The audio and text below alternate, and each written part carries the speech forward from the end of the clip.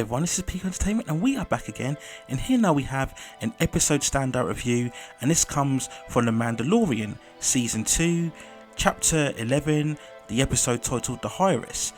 Now there will be spoilers in this review, so I advise you now, if you haven't watched the episode yet, to stop watching this video now, go away, watch the episode and then come back to this review. Now for me, this was easily the best episode of this season so far, and probably one of the best of the entire series, especially after last week's entry, The Passenger, which for me was very non-eventful and at times very frustrating and highlighted many of the flaws and issues that I had with the show so far. But this episode was a massive improvement overall. So we pick up on the story with Mando, who reunites the frog lady that he found from the previous episode, The Passenger, with her husband, and then he moves on to further adventures with his ongoing quest to find a Jedi to again reunite with Baby Yoda. He finds himself on a ship after doing a deal with one of the Quarren, and unfortunately gets double crossed by them. Baby Yoda gets tossed into the sea and consumed by a monster, and then they throw him in the cage underneath and they're stabbing at him and shooting at him, and it very much seems like Mando is going to meet his end. And then luckily for him, a group of Mandalorians come with their jetpacks from the sky and they take out all the Quarren and they save him. And this is a very massive big reveal that we get, because we see that one of their leaders turns out to be Bo Katan. Now if you are familiar with your Star Wars lore and mythology, or indeed if you watch the Star Wars Clone Wars series or Rebel series, you will know who this character is. She's one of the Mandalorians who are really now part of a separate group away from the original Death Watch squad of the Mandalorians, and Bo Katan was played by Katie Sackhoff, who I think did a very good job and performed very well without this episode, and she definitely had the look of an adult Bo Katan. So it's very good to see when they recreate how these original characters that we see from the animated shows in live action in their adult form. So she did very well on here. The group of Mandalorians offered to help Mando, and he resists their offer because he's one of the original group of Mandos who go by a very strict code.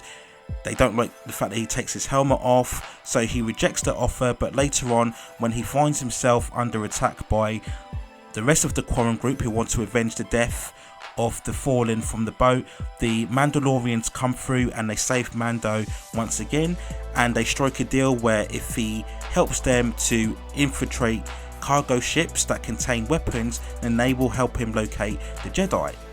So we learn later on that the group of Mandalorians, they're infiltrating these cargo ships, and we get a fantastic shootout scenes and action set pieces as we see the Mandalorians grouping together and taking out these stormtroopers as they infiltrate this cargo ship.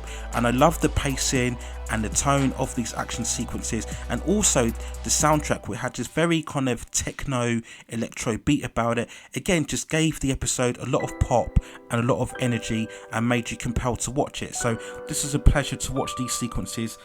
We later on find out that Moff Gideon, who we knew at the closing stages of season 1, has contacted the people on the ship, and they inform him that the ship has been infiltrated by the Mandalorians. They ask him what he should do, and he says that the ship has been taken over too much in order for him to call reinforcements. So he instructs the captain of the ship to self-destroy the ship. So he takes out 2 of the pilots and puts the ship on a course to dive in the water. So they realise what he's doing and they come to stop him, and again we get another fantastic sequence where we see Mando charging through the corridor against the stormtroopers as they're shooting at him, and the Mandalorians are providing cover fire. Again, I love just the intensity and the action beats of this sequencing, again giving this a much more of an energetic flow and pace that I think this series has been lacking at certain points throughout its run so far. And he manages to stop the stormtroopers and they prevent the ship from diving into the sea. Bo Katan manages to apprehend the captain and asks him about the weapon that she's been searching for, which is the Darksaber, which, as we all know, is the darker version of the lightsaber that was wielded by Moff Gideon at the end of the season finale of the first season. But before the captain can reveal his information, he essentially commits suicide when he activates an electronic mouth device which kills him at the end, so Bo Katan can't get the information she deserves. She again offers Mandalorian to join them in their quest, but Mandalorian reassures her that he needs to reunite with Baby Yoda and locate this Jedi. And this is where we get the second big reveal of this episode, when Bo Katan directs him to the city of Calderan, where he will meet the Jedi known as Ahsoka Tano. And I'm pretty sure if you're watching this and you know your Star Wars, we all know who Ahsoka is, and we're all looking forward. I'm pretty sure every fan that was watching this episode got very excited by this reveal, because that's been one of the real big attractions of season 2.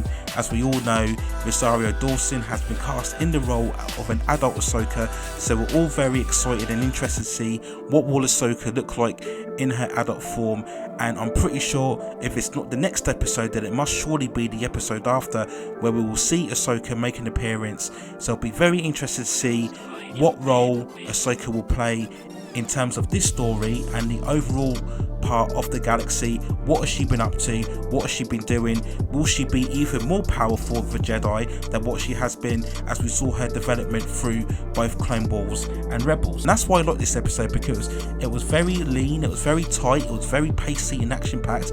It ran at a very short 30 minutes, so there was no bloat, there was no fat, there was no scenes of pondering around and messing around as we got with the previous episode. Everything was very direct and to the point, and this episode had much more of a direction and a purpose to it, and that's why I think it made it such an enjoyable episode, and definitely one of the standout installments within this season so far. So let me know what you think in the comments below. Did you like this episode? Did you think it was very action packed and exciting? Did you like the fact that it ran at a short run time of 30 minutes? Therefore it made it a much more of a leaner pace and very intense episode to watch. Are you very excited at the pending appearance of Ahsoka Tano? What did you think of the recreation of Bo Katan? Did you think it was very good, and would you like to see her make more appearances in the future episodes this season? So let me know what you think in the comments below on a very good episode standout of The Mandalorian Season 2. Definitely the best of the season so far. That's it for now. Take care of yourselves, stay at safe distances, and I will see you very, very soon.